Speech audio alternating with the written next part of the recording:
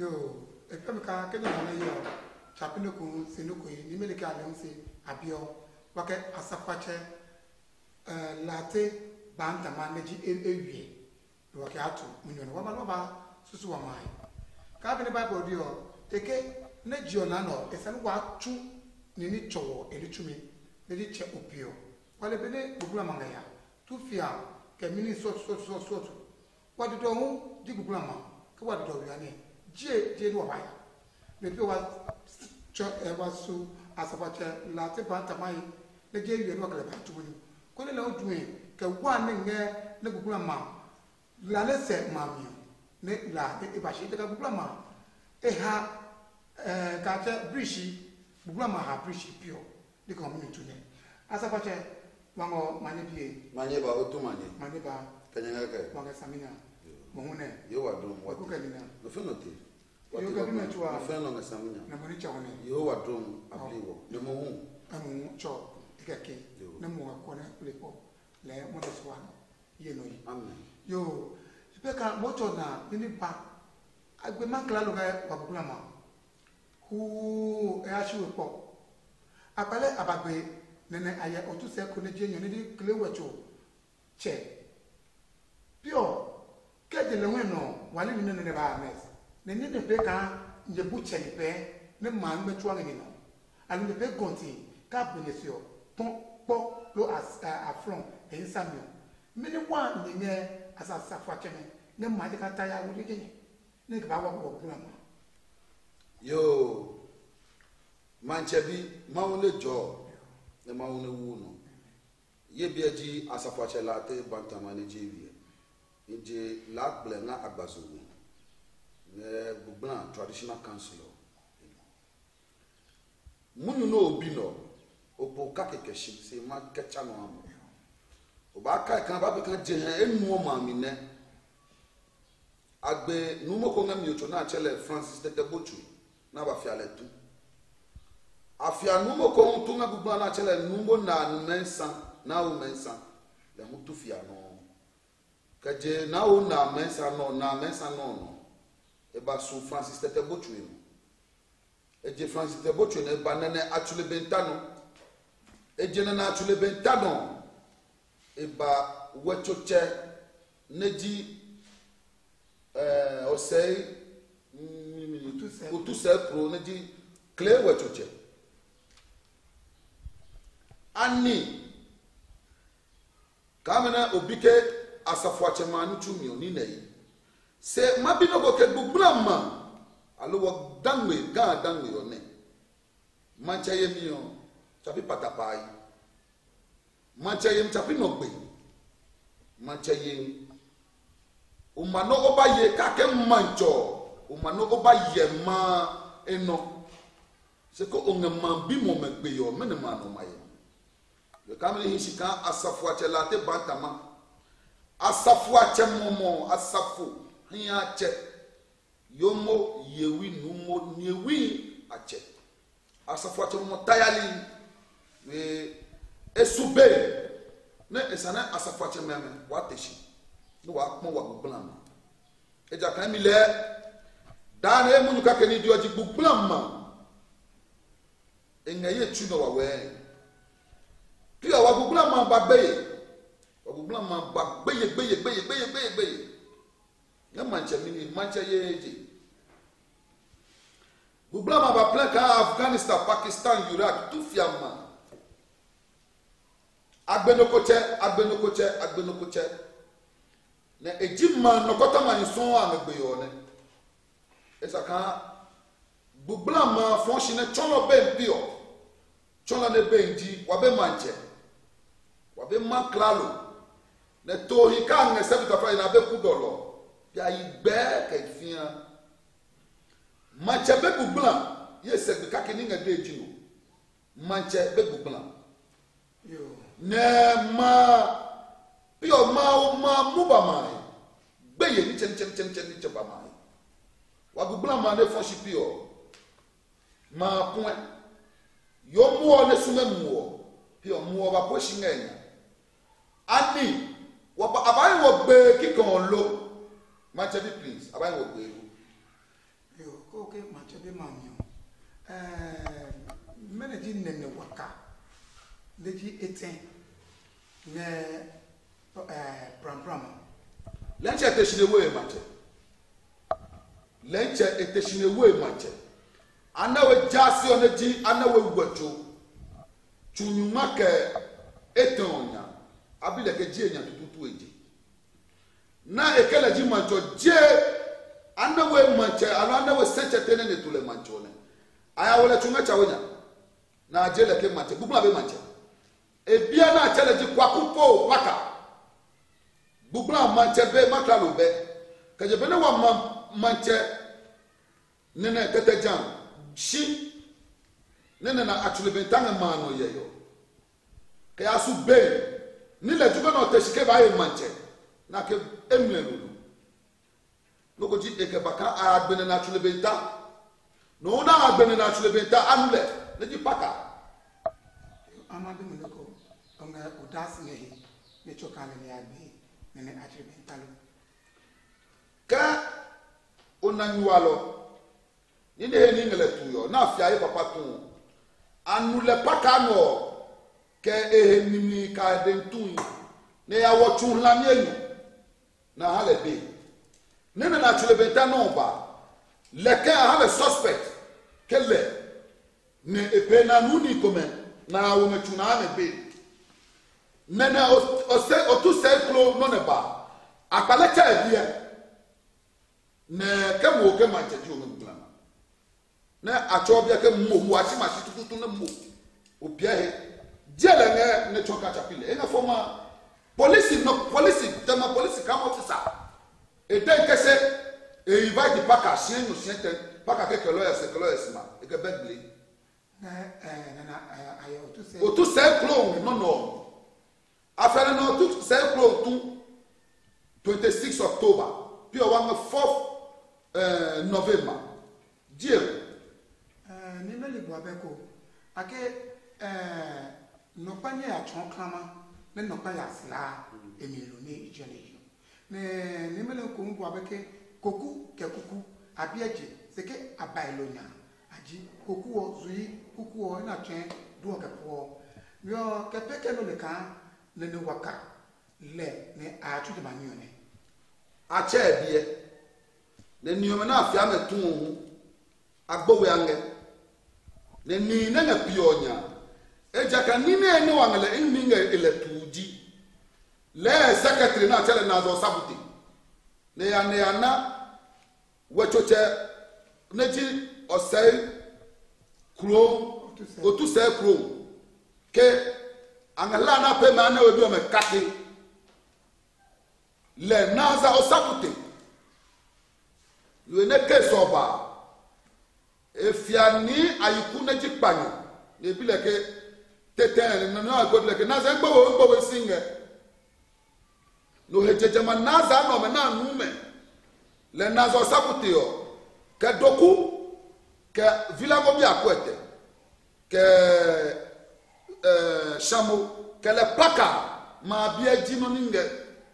pendi ne no ma bia jino ninge pe no ekinga paka tu yo ingela tu ke 2016 2017 ke ba sumonde ke benio eba bugula ma ji wo cho ma ke bugula form bijile na apply ke hawo na block pati na de ma de achelu ke debate na ma bile ni ngai ke benio munyu enyo eten wa ka bile ngale jeme ko ne Ghana ma na hawo yo ni ma kpali ma bika shino ji munyu no ka de na sia ji amalo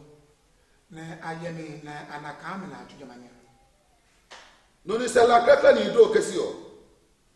no ni ka munyu oba ne ka ha kle wetocho ka kle yo meke aya na dra kwati yo jama cho mla ne bomode ne ka me tutuni ne mla ka me eye saminya esaka inga ne ko menu nge korio ka ajemo bugula bejo bugula ma ebejo asek akataka asafu achama wanu chunji waya ne tu enjo ne bamo we ke tu enjo mi baba mo le me anda we bio me ne Manchester side bio mo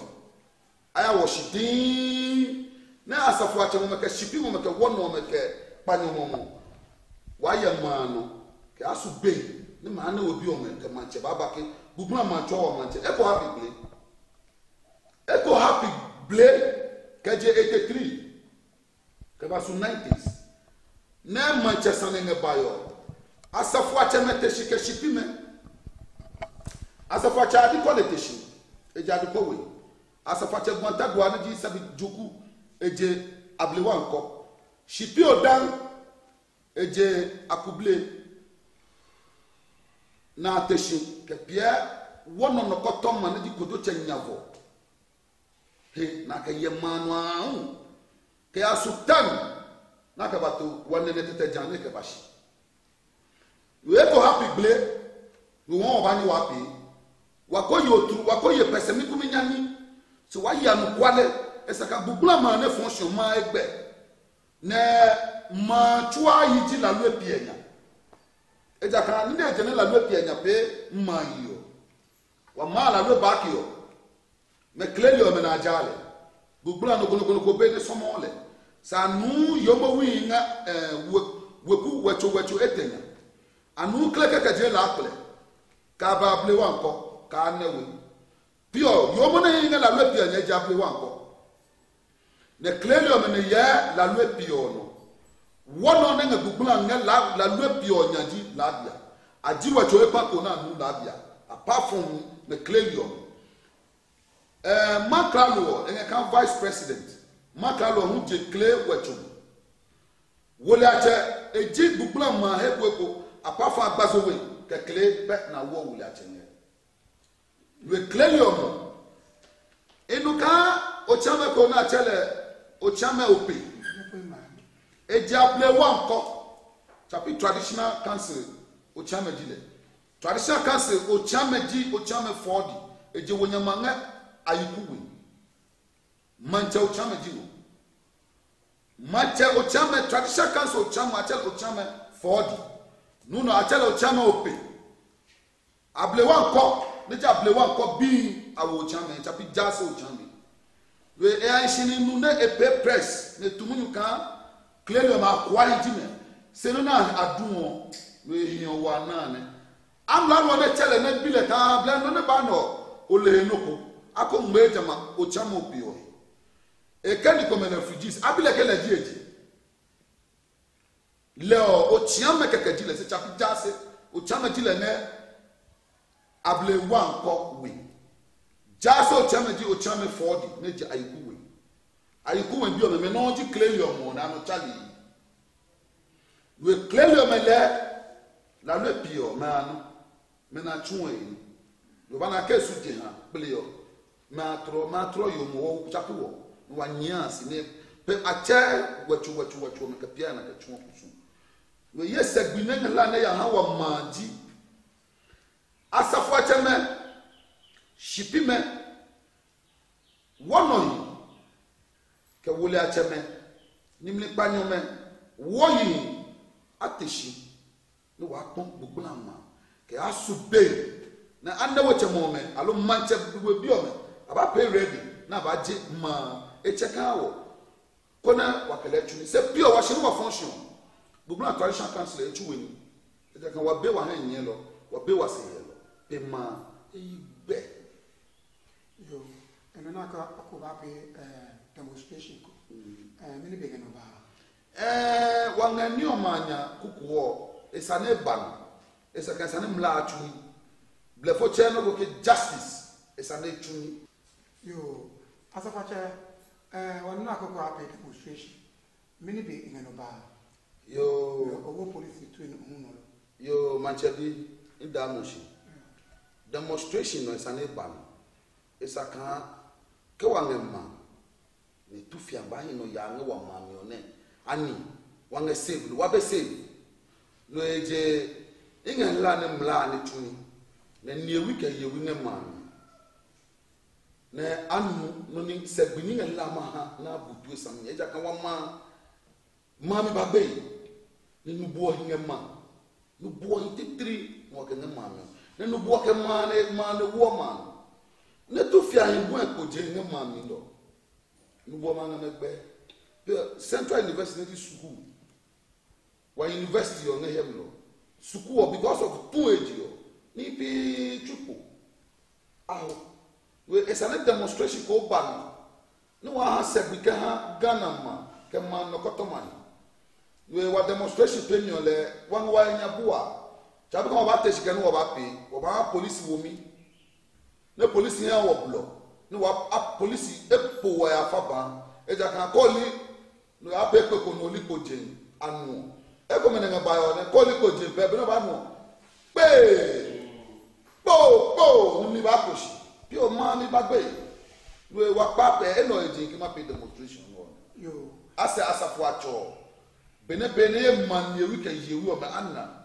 yes na to mi eska ma san wa wo ma to nya si yo kama bi ako bela le curfew ba ma me no curfew ngala ne ba curfew ka e ba mi ni ke curfew ba ma ke curfew ba ma e ba wa